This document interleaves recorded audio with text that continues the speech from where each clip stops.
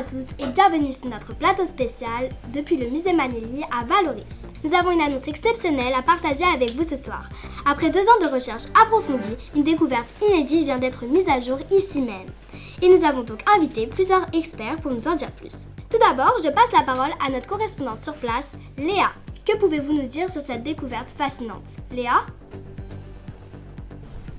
Bonjour Eva, nous sommes ici aujourd'hui à Vallauris, au musée Manelli, musée de la céramique, en compagnie d'Angela, qui a récemment découvert un tunnel. Angela, pouvez-vous d'abord vous présenter et nous expliquer ce qu'est exactement l'urbex? Bonjour Léa, je suis Angela, je pratique l'urbex depuis 5 ans maintenant.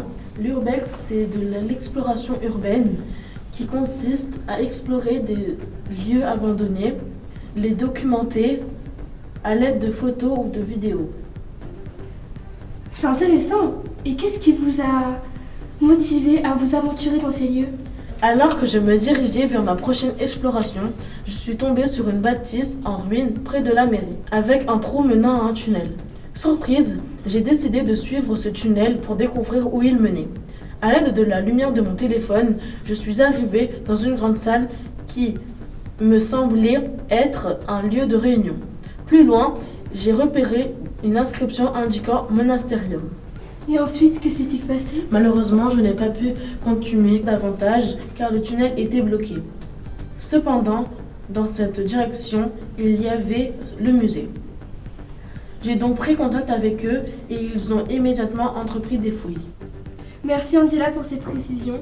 Revenons maintenant au plateau pour en savoir plus sur les mesures à prendre suite à votre signalement. Je vous coupe. J'entends dans l'oreillette qu'une habitante souhaite témoigner. Oui, ok. À vous l'antenne, Clara. Merci beaucoup Eva. Bonjour mademoiselle, vous êtes habitante de Vallauris et vous souhaitez témoigner. Que pouvez-vous nous dire à propos de cet événement? Cela fait plusieurs générations que nous habitons à Vallauris. Ma grand-mère m'avait déjà parlé de cette histoire de tunnel sous le musée, mais je me suis dit que comme elle était vieille, elle perdait un peu la tête.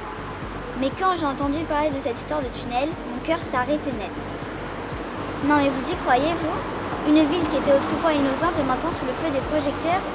C'est incroyable cette histoire, c'est fou, non? Merci beaucoup pour votre témoignage mademoiselle. À vous les studios Eva. Et maintenant, plongeons dans l'histoire fascinante du musée Manelli, musée de la céramique à Vallauris. Pour nous éclairer sur ce sujet, nous avons en direct avec nous Madame Julien, référente du musée. Merci Eva. Je me tourne vers Madame Julien, ici présente. Bonjour Madame Julien. Pouvez-vous me parler de l'histoire du musée Manelli, musée de la céramique?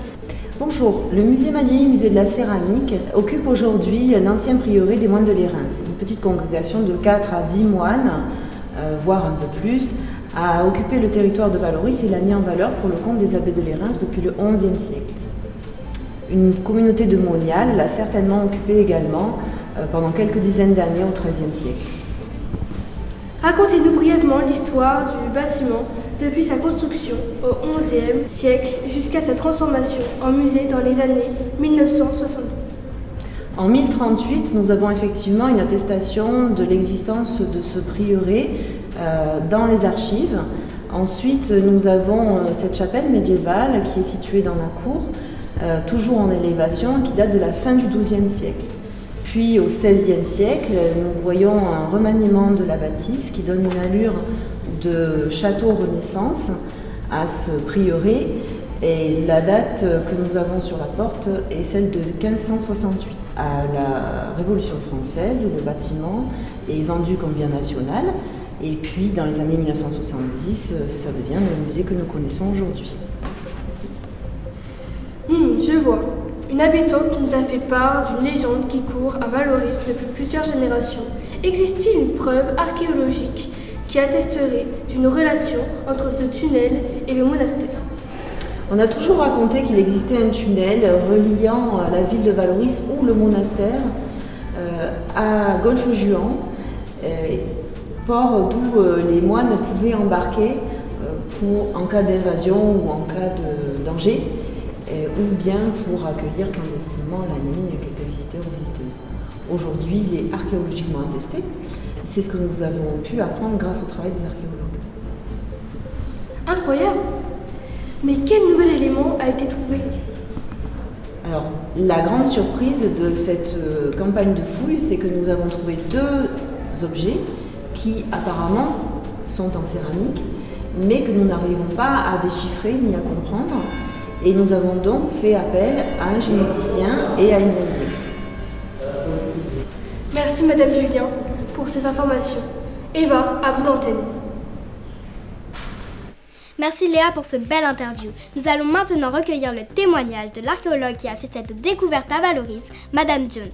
À vous Clara. Merci beaucoup Eva. Bonjour madame, je suis ici avec Madame Jones, archéologue et responsable de ce chantier de fouilles passionnant. Madame Jones, pouvez-vous nous partager ce que vous avez constaté depuis ces 2 années d'exploration sous les fondations du musée, s'il vous plaît? Bonjour. Depuis maintenant 2 années de fouilles intenses sous les fondations du musée, de nouvelles découvertes fascinantes émergent jour après jour. Nous avons découvert, comme nous l'attendions, du matériel médiéval en grand nombre, probablement utilisé par les moines. En effet, rien d'intriguant de ce côté. Mais pouvez-vous nous parler de ces 2 objets que vous avez trouvés dans ce tunnel? Effectivement, à côté de tout ce mobilier, nous avons mis à jour 2 objets d'un groupe d'individus, jusqu'alors non identifiés, ce qui représente une avancée majeure dans le domaine de l'archéologie. Il s'agit d'un objet ovale en céramique et une sorte de stèle, nous tous 2 couverts d'inscriptions que nous ne savions pas déchiffrer. Intéressant, mais que pouvez-vous nous confirmer avec certitude? Ce que nous pouvons affirmer, c'est qu'ils sont un témoignage précieux de l'art et de l'artisanat de cette société ancienne. Ces découvertes ne font que renforcer notre fascination pour le passé et nourrir notre curiosité envers les civilisations perdues. Pouvez-vous nous décrire en détail les méthodes et les techniques que vous envisagez d'utiliser sur la découverte de ces 2 objets au musée Manelli, musée de la céramique? Tout d'abord, nous allons procéder à une analyse approfondie des objets découverts.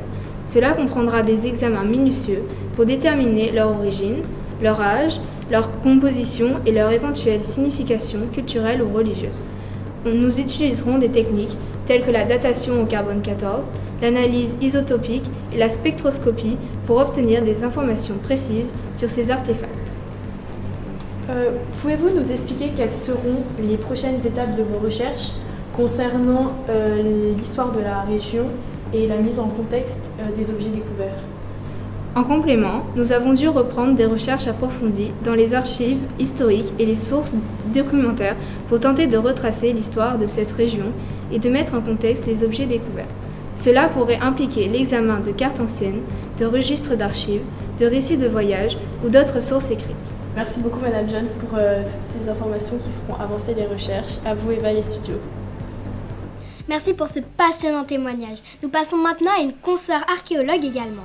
En effet, afin de pouvoir identifier et dater un objet, celui-ci doit passer différents et plusieurs examens. C'est en compagnie de Madame Correa et Monsieur un linguiste que nous nous retrouvons. Léa, c'est à vous.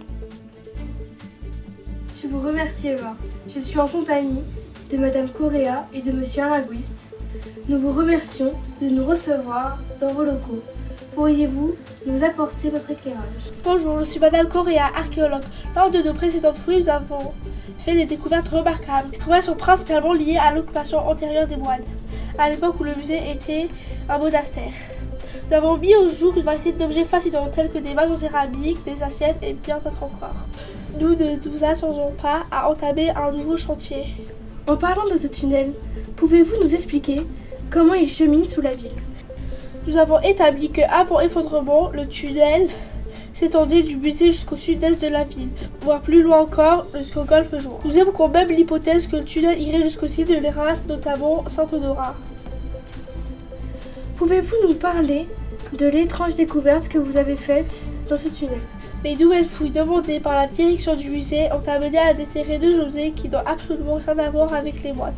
Il s'agit d'un artefact de forme ovoïde et d'une stèle. Comme vous pouvez le voir, ils ont recouvert d'inscriptions que nous ne comprenons pas. Nous avons donc fait appel à un linguiste pour nous éclairer. C'est très impressionnant. Alors, docteur, un linguiste, vous êtes linguiste spécialisé dans l'étude des langues anciennes.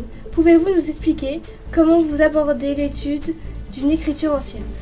Je vais essayer. Lorsque je me penche sur des langues anciennes, je commence par analyser leur structure linguistique. Cela implique d'analyser les caractéristiques des symboles ainsi que les règles grammaticales et syntaxiques. Et comment déchiffrez-vous le sens des inscriptions? Pour déchiffrer des caractères anciens, je compare les symboles à des langues connues. Cela peut impliquer des recherches approfondies sur les civilisations ayant utilisé cette écriture, ainsi qu'aux événements auxquels ils sont associés. Et qu'avez-vous trouvé pour l'artefact et la stèle? Avez-vous avancé des hypothèses? J'avoue que la situation actuelle me laisse perplexe, mais malgré plusieurs tentatives, nous n'avons pas pu trouver de correspondance avec des langues connues. J'ai également fait appel à des collègues. Nous sommes remontés jusqu'au manuscrit de Champollion, mais nous faisons face à une impasse. Notre seule issue serait de considérer ces inscriptions comme les symboles d'une carte cosmostellaire. C'est fascinant, mais aussi un défi passionnant pour la communauté scientifique. Merci monsieur un linguiste, à vous les studios. Merci Léa. Je reprends donc l'antenne. Suite à cette interview avec Madame Correa et Monsieur un linguiste, qui mettent l'accent sur ce défi scientifique, je vous laisse la parole Clara, pour nous présenter le docteur Castillo, qui est généticienne. N'est-ce pas, Clara? Oui, c'est ça Eva. Nous sommes aujourd'hui avec le docteur Castillo, généticienne de l'Institut Émile Louis, pour discuter de cette découverte faite récemment lors des fouilles archéologiques. Docteur Castillo, pouvez-vous nous parler de ces nouvelles trouvailles aux inscriptions indéchiffrables, s'il vous plaît? Bonjour, oui en effet, ces objets représentent une découverte exceptionnelle. Les inscriptions qui les recouvrent présentent un défi linguistique considérable. Elles semblent appartenir à une langue ancienne totalement inconnue. Mais pour ma part, ce que j'étudie, ce sont les traces de matériel génétique présents sur ces objets. Et donc, qu'avez-vous trouvé de plus? Nous avons trouvé des éléments qui ressemblent à des poils. Mais sont-ils véritablement faits de kératine? Nous avons employé diverses méthodes, notamment la recherche ADN, sur les résidus organiques présents sur l'artefact et la stèle. Et qu'avez-vous trouvé grâce à l'analyse ADN? C'est là que les choses deviennent vraiment intrigantes. L'analyse ADN a révélé la présence de séquences génétiques qui ne correspondent à aucune lignée humaine ou animale connue. C'est un résultat tout à fait inattendu et hors du cadre de nos connaissances actuelles. Incroyable, mais comment expliquez-vous donc cette découverte fascinante? Pour être honnête, cela dépasse encore notre compréhension. Nous sommes confrontés à une énigme scientifique majeure et notre équipe travaille sans relâche pour explorer toutes les pistes possibles. Fascinant, mais pouvons-nous parler de quelque chose d'extraterrestre? Nous ne pouvons à ce jour donner plus d'informations, mais sachez que dans le domaine de la science, les frontières de l'exploration s'étendent bien au-delà de notre planète. Qui sait ce que nous pourrions découvrir si nous élargissons nos perspectives pour inclure des possibilités extraterrestres. Comme l'a dit Carl Sagan, l'absence de preuve n'est pas preuve d'absence. Nous devons rester ouverts à toutes les possibilités et continuer à explorer, que ce soit sous terre ou dans les confins de l'espace. En effet, ce pourrait être une piste à considérer et à continuer d'explorer sérieusement pour résoudre ces énigmes, même si elles révolutionnent déjà le monde de la recherche actuelle. À vous les studios. Vous avez raison, Docteur Castillo. Ces mots nous rappellent l'importance de ne pas écarter d'emblée les hypothèses les plus audacieuses. En fin de compte, les extraterrestres pourraient bien avoir vécu à Valoris et avoir été les premiers habitants du futur monastère. Nous avons enfin réussi à prouver que nous ne sommes pas seuls dans l'univers. Mais quelles étaient leurs intentions? Sont-ils toujours parmi nous? Comptent-ils revenir à nouveau? La population de Valoris est-elle en danger? Nous nous donnons rendez-vous au terme des recherches pour un prochain flash spécial. Et maintenant, la météo présentée par Isabelle Ifebo. Bonne soirée et à très vite pour un nouveau flash. Merci pour votre fidélité sur notre chaîne.